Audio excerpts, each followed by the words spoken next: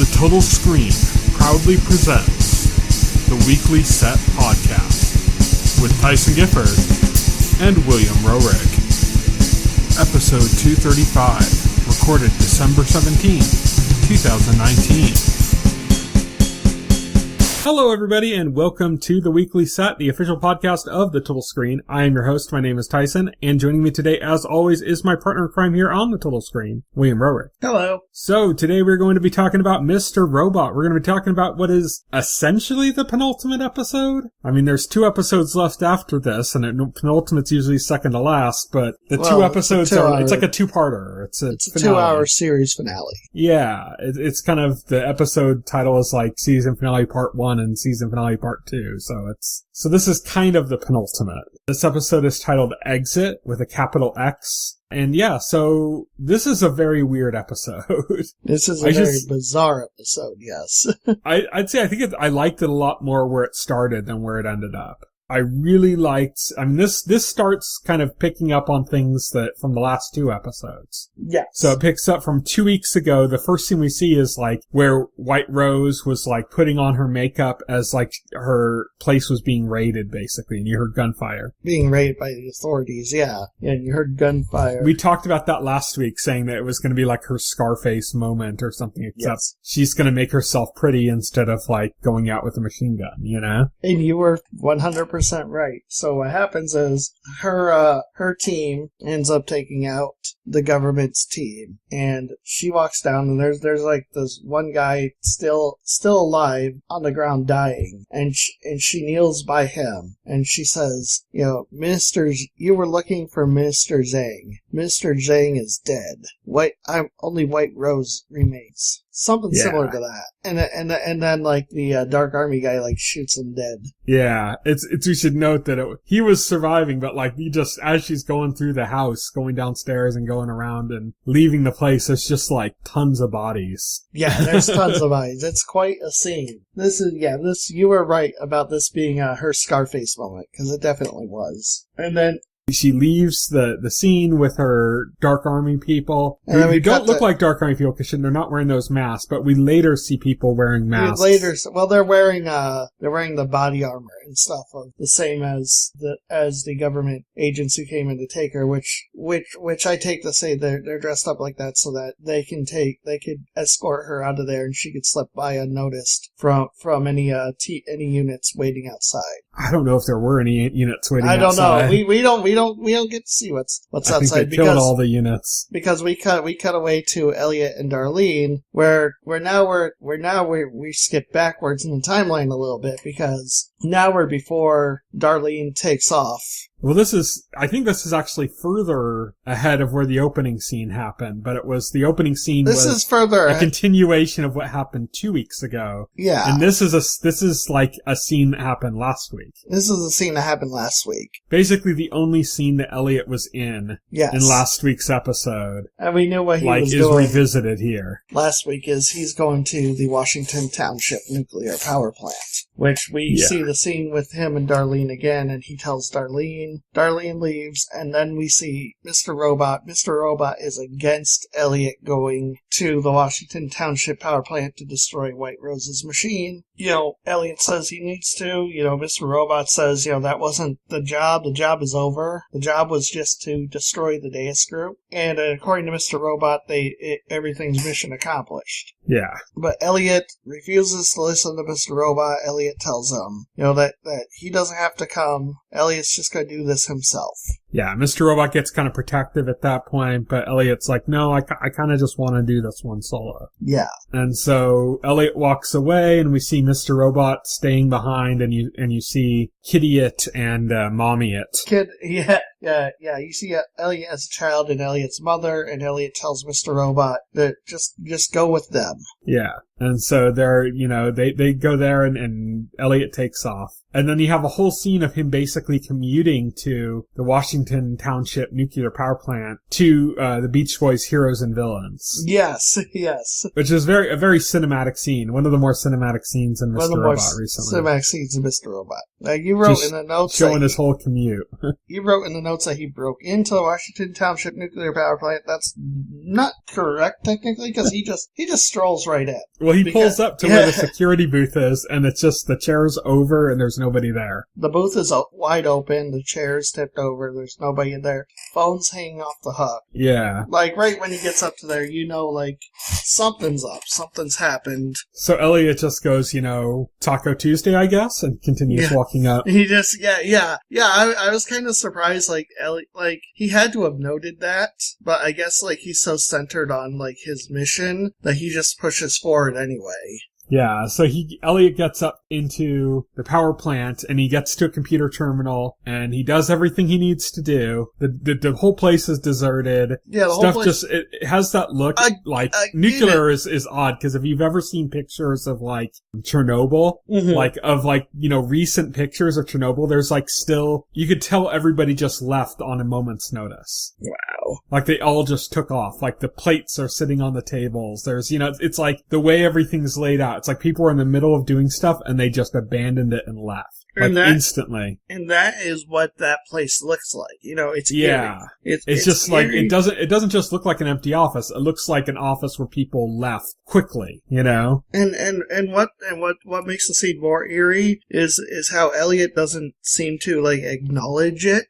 He just waltzes in and finds a computer and uploads his hack, and then it's only after he uploads his hack that he kind of starts taking notice of his surroundings. Yeah, and he kind of like, you see kind of a weird look on his face and it follows him as he's kind of walking through and you see that like, that's when you see the first corpse. Yeah, that's when you see the first corpse. Now, you know intuitively from the shape of things that people are dead, but you don't see a corpse up until that point. Yeah, you see a corpse on the ground, shot in the head, and then Elliot turns around and there's the Dark Army. A bunch of Dark Army goons with the mask and everything, and one guy just sitting there eating like a sandwich. Well, we've seen him before. The guy with the sandwich. He's pretty iconic, actually. I don't think he has a name, though.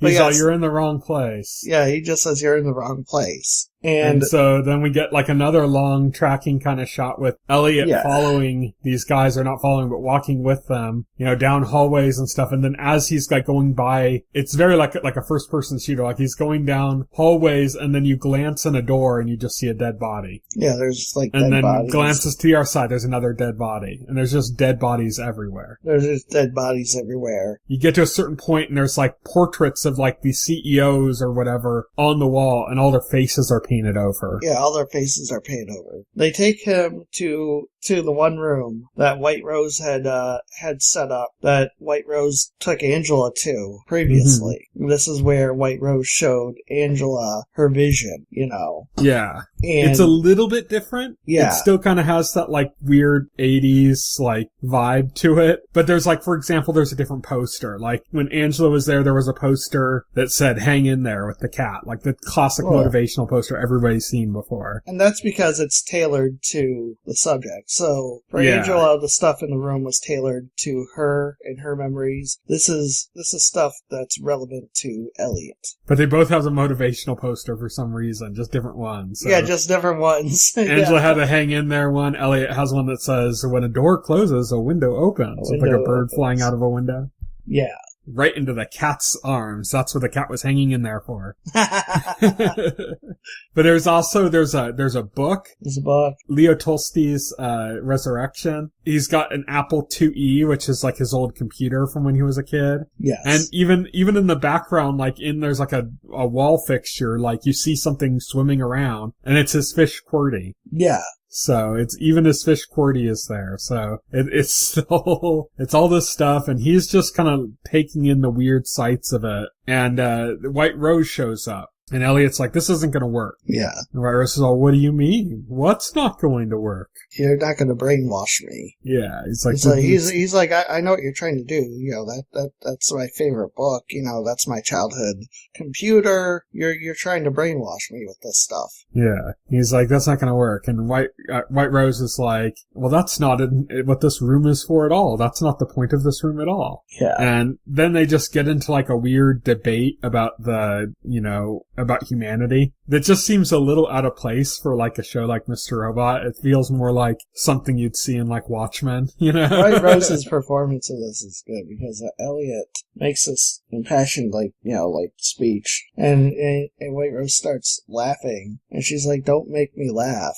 But she's laughing while she says it, but she's deadly serious at the same time. She's laughing, but she's saying, "Don't make me laugh."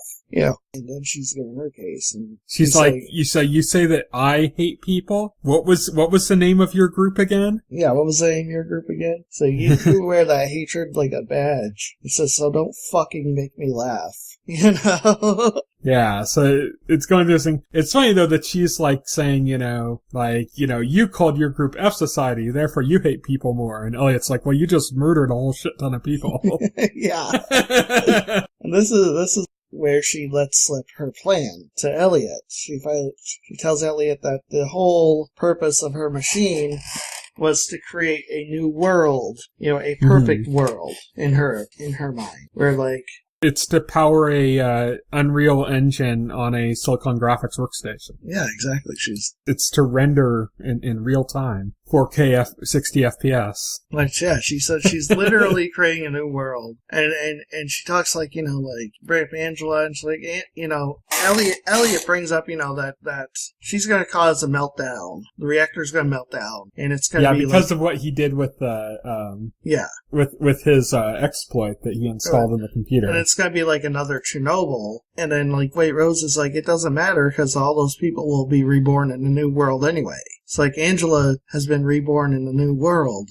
She's saying all this stuff. And at this point, Elliot's just thinking she's batshit insane. Mm-hmm. And then finally, for one big theatrical, she stands up and she kills herself. Well, first she tells Elliot, because Elliot says, you're not doing something for people because you're not giving them a choice. Yeah. And then she says, of course I am. That's why you're here. Oh, that's right, yeah. And then she blows her brains out. It's like Elliot's supposed to somehow make the choice. Basically, the idea is that Elliot has a way of stopping this. And then the alarms are ringing. It's a countdown to meltdown. Mr. Robot is freaking out at this point. Mr. Robot shows up. We should know. Oh yeah, we should know Mr. Robot shows up. He's like, we got to get the hell out of here. This thing is gonna blow. White Rose is obviously crazy. It's time to go. Elliot finds in the book. He finds the door code. He finds which the door is code. 0509, as in 59, the day of the hack from the first season. 59, the day of the hack. And then Mr. Robot gets the door open, and he's like, let's go. And then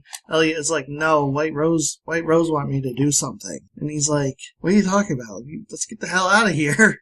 Well, the thing is, he plays through this computer simulation. It's this old, text-style adventure game. Yeah, it's a text adventure game, like an Apple II text adventure game. Yeah, he plays through it, and he gets to the end. He wins. Gets as far as he can to leave and get on the boat, and it says that he won the game. And but he's like, happens. no, White Rose wanted me to win. That's what White Rose wants. She wants Elliot to just accept that and then have, her plan go through. Right. But White Rose said that Elliot has to make the choice, so there has to be a different route. And so he starts the game over. And that's why he says he has to stay, is he's like, White Rose wanted me to win, that we can't go with what the White Rose left us.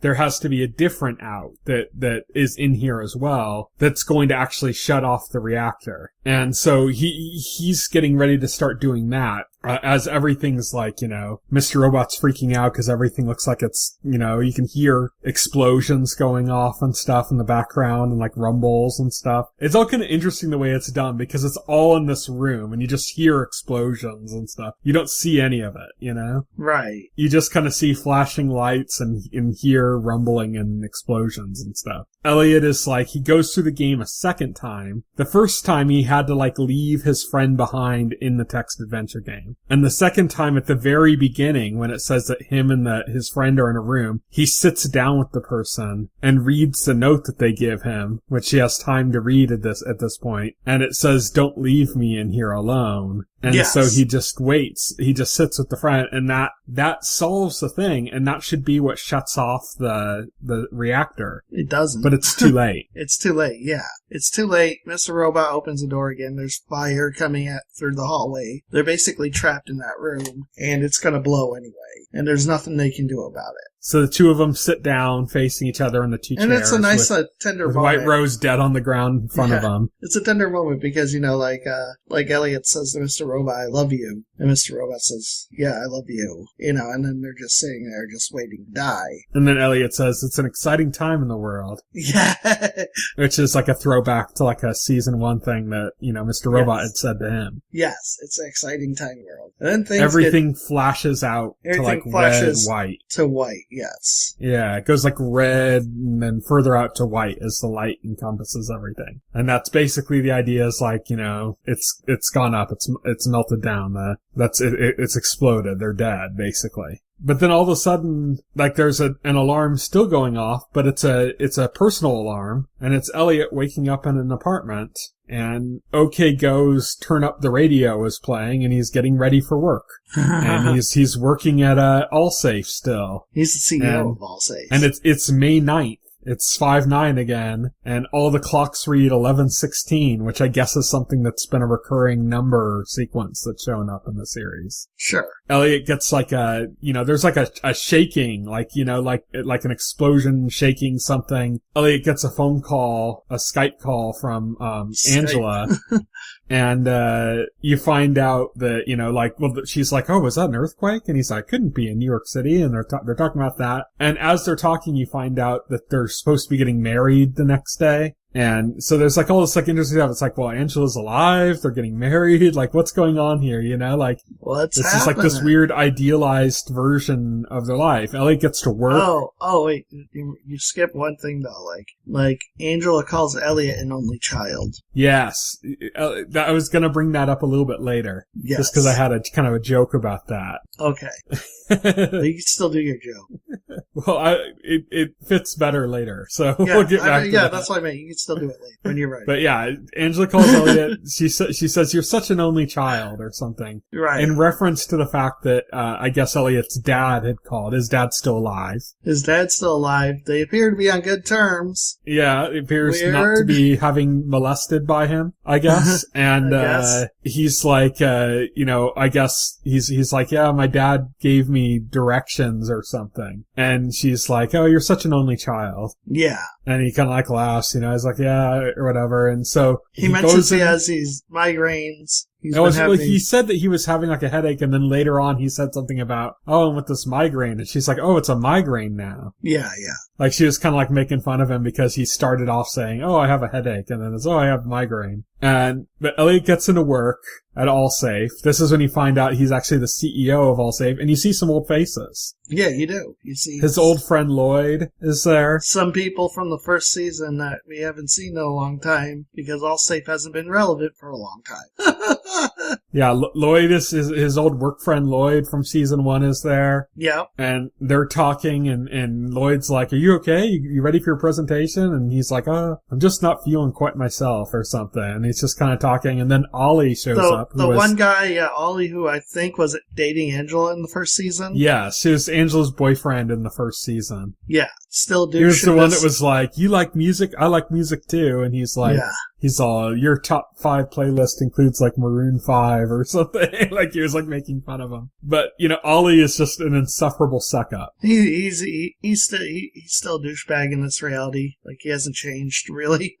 Yeah, he's trying to convince Elliot that, that he's the right person to bring along with him for the new presentation he's doing for this deal they have coming with the company. You find out this company that they're supposed to make a deal with is F Corp. And Elliot calls them E Corp, and he's like, Lloyd's like, what do you mean E Corp? It's F Corp. Yeah. And you see like the same thing where it's like in the first episode of the series, there was a thing where he talked about how he saw E Corp as Evil Corp, and you see the logo and it changes to Evil Corp. Yes.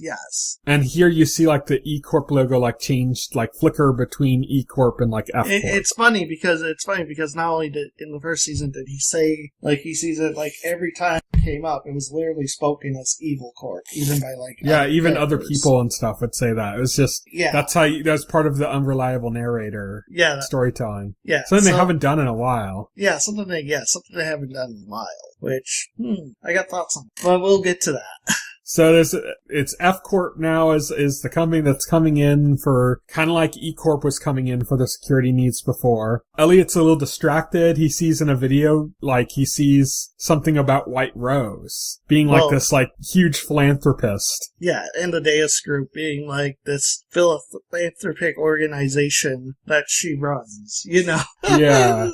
So you got this whole thing about how wonderful she is and how she's donating so much money and helping the world and stuff. And it's just kind of like, okay, this is weird. This is all so saccharine, isn't it? Like Elliot, has his perfect, like he's dating Angela. He's the CEO of All Safe. His dad is apparently not a rapist and is still alive and his best friend.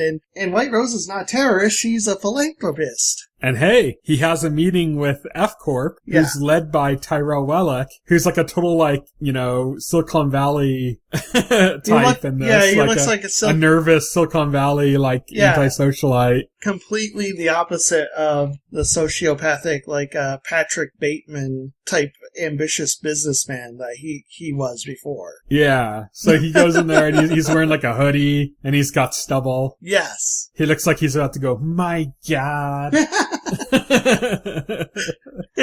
Which is a reference to the actor was in a music video for the band In Flames. Yes. For anybody who doesn't get that. But, now we've explained our in-joke. Making it no longer funny. Yes. So everything feels kind of off in this world. Yeah. And the one thing that isn't like a sweet, like, made improvement thing is, like you mentioned, Elliot isn't only a child. What does that tell us? It tells us that there's no Darlene. Doesn't exist in this world. And so you have this utopia, and Darlene's not in it. Weird. One can only assume that means that Darlene is the ruination of our world. She's the root of everything that's wrong with this world. I suppose. And her absence makes the entire world a utopia. Her absence is interesting. The one thing you can draw from it is, if you look at it, and I'm not sure about Lloyd and Ollie, but everybody else that we've seen in this we know to be dead. Including Elliot if that nuclear thing just went up. Right, yeah. If the nuclear thing went up, then Elliot's dead. So like Tyrell Wellick's dead. We know Elliot should be dead based on that last scene. We know not Mr. Robot, because it's not Mr. Robot, it's Elliot's dad is dead, You have all these figures that are dead. Angela's dead. Angela's parents are both dead. Yeah, White Rose is dead. So, like, everybody we've seen, the only two people that we don't know, I mean, maybe we did and I just forgot, but I don't think we knew for certain either way that Ollie and Lloyd were dead. They were never that important to the plot. Yeah. But so let's just assume they're dead so that your theory works. Yeah, if you assume that they're dead, then that means that who's the one person who's conspicuously absent is the one person we know to be alive. True. So that's one possibility. So that's one possibility. For why she's gone, So we go through this. Elliot can't get a hold of Angela's parents, so he's trying to reach them because he's got like he's trying to drop off a book, like a first edition book. Yeah, is a gift for Angela. For her. Yeah, and he wants to slip it in, and he wants to call her mom to help him sneak it to her. Yeah, to help him sneak it to her, but she's not answering. You kind of brush it off. Elliot goes to Angela's parents' house. There's nobody there. He looks in the wastebasket, and there's like a broken, like glass with like lemon pieces and like a whiskey glass or something. A whiskey glass and like a tissue with blood on it. And Elliot just remarks like something like, like Angela's dad's still an alcoholic. Or Angela's dad sure likes to drink, He sure likes to drink, yeah. And then he just he just puts like some fresh like paper towels over it. And then he goes home, and he walks into his apartment and who's there but Elliot. Yeah, seemingly our Elliot. Yeah, seemingly our Elliot. And then that's where the episode ends. Yes. And I have theories about this.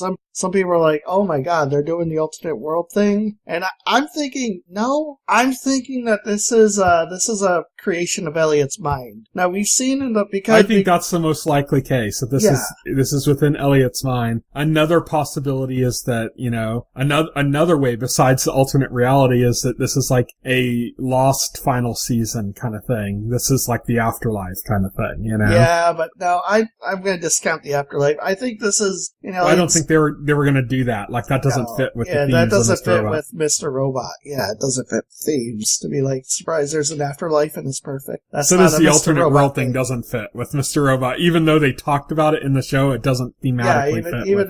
Even though that's what White Rose literally said, it doesn't fit. No, and I think the reason for that is this is in Elliot's head because Elliot was about to die in the nuclear waste plant, facility. Elliot's about to die, and we know previously that when Elliot is put into situations of extreme stress, he retreats into a fantasy. We saw that with the episode where he was in he was imagining his childhood as an 80s sitcom, I think there's a very good chance that this Elliot that we've been following is the third personality that they've been referencing. That's a theory that's been, But that's why I think this is, because we saw that previously with the 80s road trip where Elliot was beaten almost to death, and then his mind, he went to an 80s sitcom, he just went into this fantasy to escape the physical trauma he was enduring. Remember Alf? Yeah, remember Alf? Alf and Mr. Robot. That was like one of the best running parts. Over somebody with a car. Running over. And this is the same thing, Elliot, because the idea had been planted into Elliot's mind by White Rose just previously. That's what Elliot's mind creates. It creates an alternate reality where everything is perfect and his life is the way that he wished it was. His dad was alive and he had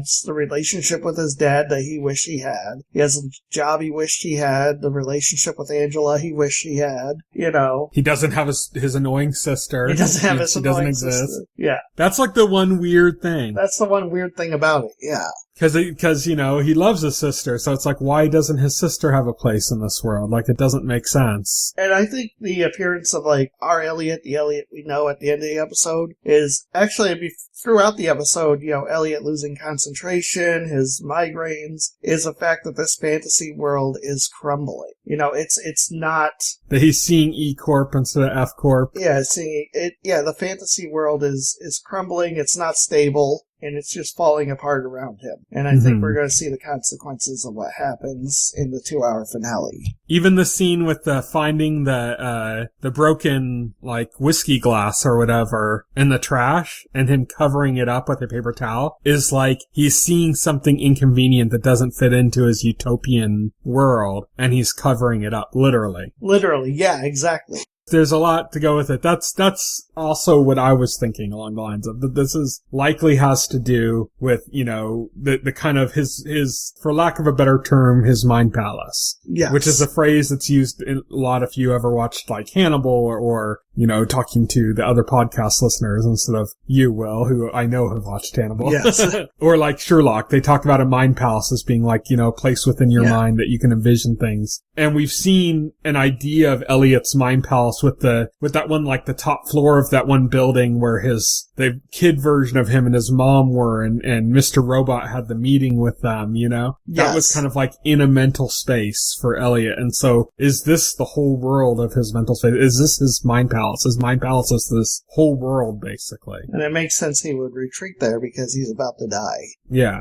His mind palace is perfect world where his sister doesn't exist. Yeah, that's the weird part that I can't quite explain, but I think that's also the tell that it's not real. But it also fits with, maybe fits too much as in the sense of being a red herring with the idea of although I don't think this is the case, if it is an alternate reality and it's where people go when they die, they're reborn into this alternate reality thing or whatever that White Rose created for some reason. If Angela's still alive, then she wouldn't be in that alternate reality yet. Well, it wouldn't have been for some reason. White Rose was trying to create, by her own admission, White Rose was trying to create a reality where she could be herself and and she could love the man that she she loved out in the open without fear of reprisal. That's what she wanted, you know? Yeah. I just mean that it fits with her vision, basically. The idea, everything she says, if it's the case that people die and then end up in this reality that she created, and they're not really dead, they're alive in this reality, then it makes sense that the one person who's not there is the one person we know to still be alive. Right. Is what I mean. So it's like, that would be Darlene's place that makes that so she wouldn't fit into it. So that lends credence to the White Rose's alternate reality theory. I don't believe that that's the correct theory either. I don't think that fits with the themes of Mr. Robot. Plus, Sam Esmail has said that the series creator, Sam Esmail, I should say, has said that the ending has been clued throughout the entire series. Right. That they've been cluing towards that, you know? And the White Rose, like, alternate world kind of stuff, like, that didn't happen at all. Not even, like, a hint of it in, like, the first season. Also, if this was real, wouldn't it sort of invalidate the whole, you know, Elliot's dad molesting Elliot? If it's a perfect version of reality where things are rewritten, then that would be, you know, his father wouldn't have molested him. Yeah. But it creates a certain amount of dissonance now, like knowing that and then seeing Elliot palling around with his dad. Like, oh man, it's so weird. Yeah, it's definitely off. Yeah. And the biggest mystery still, like we said, is Darlene. Why isn't Darlene there? Like, if this is completely something that's in his head, then why isn't Darlene there? She should be there. It's interesting. Why, in his Mind Palace version of his reality, doesn't he have, like, a version of his life where Darlene is happy and she's with her boyfriend that died, you know, and they're married and they have children or something, and he's an uncle? Why isn't that a part of this reality if things are so perfect? So it's like that kind of, like I said, I think that her being missing lends more credence to White Rose's storyline, or what White Rose is trying to pass off as the truth than what we're talking about. Not that I believe that she's right, but it's lending more credence to her theory in a sense. But I think it's lending so much that I think it's part of a red herring. Yeah. Like, it's trying to open that up and go like, well, maybe, trying to make fans go, well, maybe it is an alternate reality. And then it's not. But who knows? We got 2 episodes left.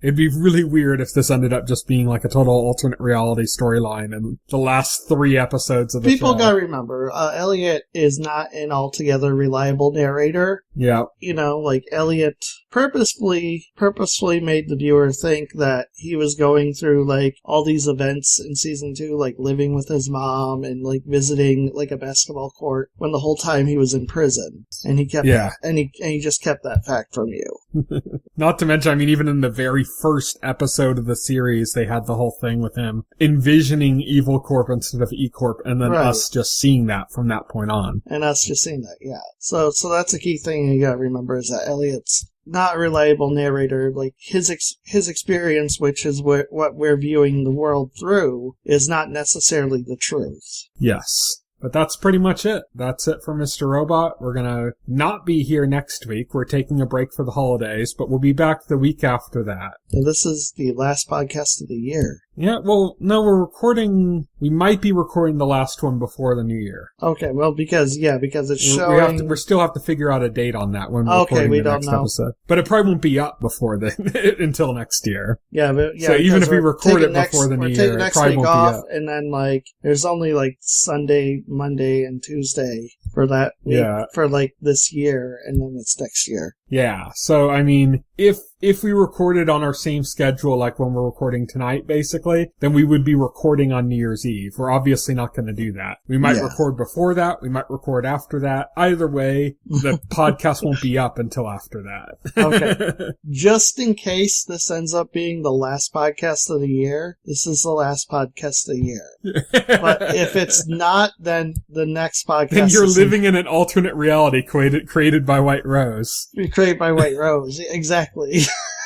In which Christmas is in July, so we have no reason to take off a week. And there's another episode. Hooray! But where's Darlene? Yeah, where's Darlene? Yeah, I'm super excited for the finale, though. I can't wait to see it, to see what crazy shit happens, because I could just tell right now it's going to be a ride. Yes, it'll be fun to see. But like I said, next week we're going to be off. The week after that, we'll have either our final episode of the year or our first episode of the new year, whichever ends up happening. And in that episode, we'll be discussing the last 2 episodes of Mr. Robot, the series finale. But until then, here's what's coming up in the week ahead. Or not just a week, I guess. Here's what's coming up for the rest of the year. On Friday, or I could even say for the rest of the decade. Yeah, for the rest of the decade. And Here are the TV shows that are coming up for the rest of the decade. On Friday, December 20th, 2019, The Witcher comes to Netflix. On Tuesday, December 24th, Christmas Eve, 2019, Lost in Space comes to Netflix. Your favorite, Will. I know you were so excited after season 1. The first season was amazing. Better than Mr. Robot. Oh, yes, totally. Bigger spectacle than Game of Thrones. Just everything. Carol on Tuesday comes to Netflix. Crash Landing on You to Netflix. And Terrace House Tokyo 2019 and 2020 come to Netflix. Then on Wednesday, December 25th, Christmas, Call the Midwife, the Christmas special airs on PBS. On Thursday, December 26th, Fast and Furious Spy Racers, a new animated version of the Fast and Furious universe, comes to Netflix. As does Le Bazar de la Charité and You, which is that serial killer stalker show from Sarah Gamble, returns on Netflix. On Friday, December 27th, The Gift comes to Netflix. On Sunday, December 29th, Dare Me, which is that new dark cheerleader drama thing on USA, comes to USA. On Monday, December 30th, The Disastrous Life of Psyche K, Reawakened comes to Netflix. That's an animated anime series. On Tuesday, December 31st, New Year's Eve, The Neighbor comes to Netflix, and Yangtze Palace Princess Adventures comes to Netflix. So that's it for the rest of the year. That's what's coming out. Thank you, everybody, for listening. Also, in case I don't get to say this is the last podcast of the decade. You can follow me on Twitter. I'm at Tyson Gifford. You can follow Will. He is at Flux the Hero. Check out our Facebook page and our YouTube channel, as well as our site, thetotallscreen.com. You can subscribe to the podcast through any major podcast client like iTunes or Pocket Cast, and the entire backlog of our podcast is available on our YouTube channel. And just in case, have a happy end to this decade. Yes. Happy New Year. Bye. Happy New Year. Merry Christmas. Happy holidays. Merry Christmas. Happy holidays. Kwanzaa, Hanukkah, whatever. Anything that you celebrate, I hope that it is a... Festivus for the rest of us. Yes. I hope that is a happy and joyous time. That's right. Good night. Good night. If you would like to reach out to us and make a comment, send an email to contact@thetotalscreen.com. Stay tuned to The Total Screen for the very best